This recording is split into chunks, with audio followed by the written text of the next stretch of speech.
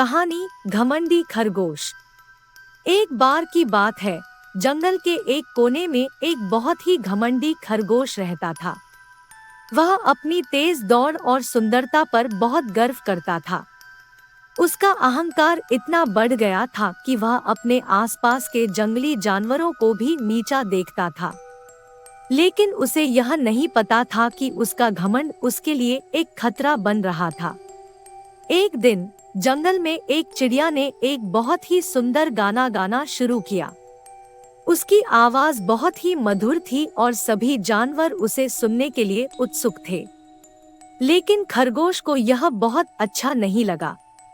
उसने चिड़िया को अपमानित किया और कहा, तुम्हारी आवाज बहुत ही घटिया है, मुझे यह सुनने की आवश्यकता नहीं है। चिड़िया को यह बहुत ही दुखी किया। वह खरगोश के घमंड के सामने अपने आप को कमजोर महसूस करने लगी। लेकिन वह नहीं हारी। उसने तय किया कि वह खरगोश को सबक सिखाएगी। चिड़िया ने सोचा, मुझे खरगोश को उसकी घमंड की सबक सिखाने का तरीका ढूंढना होगा।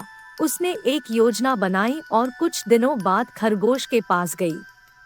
चिड़िया ने खरगोश से कहा, अगर तुम अपने घमंड को छोड़ दो और दूसरों का सम्मान करो तो तुम्हारी जिंदगी में बहुत सुख और शांति मिलेगी। खरगोश ने इसे ध्यान में रखा, लेकिन उसका घमंड उसको इस बात को स्वीकारने में कमजोर कर रहा था। वह चिड़िया के वचनों को नजरअंदाज करता था। कुछ दिन बाद एक अचानक आया बादल और बहुत ही भारी बारिश होने लगी। जंगल में बारिश की धारा शुरू हो गई। खरगोश ने सोचा, मैं इतना तेज दौड़ता हूँ, मुझे इस बारिश में कोई फर्क नहीं पड़ेगा। लेकिन बारिश की तेज धारा ने खरगोश को बहुत जोर से धक्का दिया और वह गिर गया। उसने तब महसूस किया कि उसका घमंड उसे भारी पड़ रहा है।